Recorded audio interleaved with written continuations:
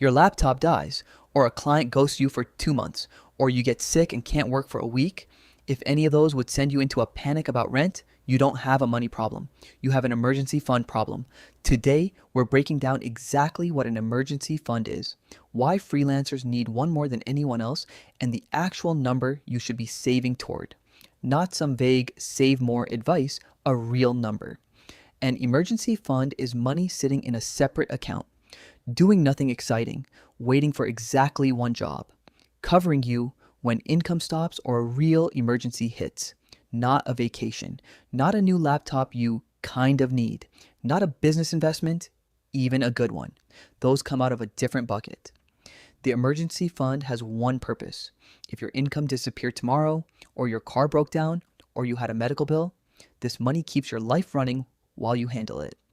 For a regular employee, this already matters. For a freelancer, it's non-negotiable because you don't get a paycheck if you're sick.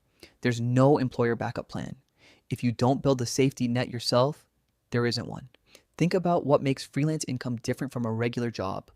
A salaried employee knows what's landing in their account on the 1st and the 15th. A freelancer might get paid a lump sum this month and nothing for 3 weeks next month. Clients pay late, projects fall through, platforms freeze payouts for review, sometimes for weeks, for no clear reason. None of that is a sign you're doing something wrong. It's just the nature of the income. But it means the gap between things are fine and things are a crisis is much thinner for freelancers than for salaried workers. An emergency fund is what turns client ghosted me, I'm panicking, into client ghosted me, annoying, but I'm fine for 2 months while I find new work. Same situation, completely different experience because of one number sitting in a savings account. Here's the part everyone actually wants to know. How much? The standard advice you'll hear is 3 to 6 months of expenses, but that's built for salaried employees with predictable paychecks. As a freelancer, your income is less predictable, so the safer range is 6 to 12 months of essential expenses. Notice I said expenses, not income. This is important. You're not saving 6 months of what you earn. You're saving 6 months of what you need to survive. Rent, groceries, utilities, minimum debt payments, insurance, not your current lifestyle. Your bare bones, keep the lights on number. Here's how you actually calculate it. Add up your essential monthly expenses, the ones that don't stop even if your income does. Multiply that by 6 for a starting target. That's your minimum.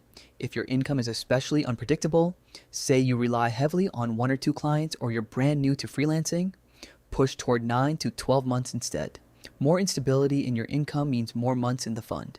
If you have a steady base of retainer clients or a more predictable income stream, 6 months is often enough. One more piece people get wrong: where this money actually lives. Your emergency fund should not be sitting in your checking account, mixed in with your everyday spending money. It's too easy to borrow from it for a nice dinner and never pay it back. It also shouldn't be invested in stocks or crypto.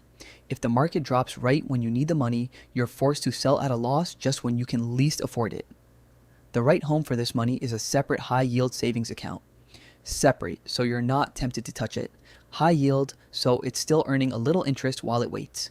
Easy to access, so when the emergency actually hits, you're not waiting days to get your own money. If 6 to 12 months of expenses sounds impossible right now, that's normal. You don't build this in a month. Start smaller. Your first goal is 1 month of essential expenses. That alone covers most short-term emergencies. A late client payment, a small medical bill, a broken laptop. Once you hit that, keep going. 3 months, then 6. Then, if your income is unpredictable, keep pushing toward 12. Automate it if you can. Even a small percentage of every payment you receive moves straight into that separate account before you can spend it, adds up faster than people expect. An emergency fund isn't exciting. It's not going to make you rich, but it's the difference between one bad month wrecking your life and one bad month being an inconvenience you barely notice. Start with 1 month of expenses, build from there. 6 to 12 months is the target. The less predictable your income, the closer to 12 you should aim. If this helped, follow for more freelance money systems that actually hold up when life doesn't go according to plan.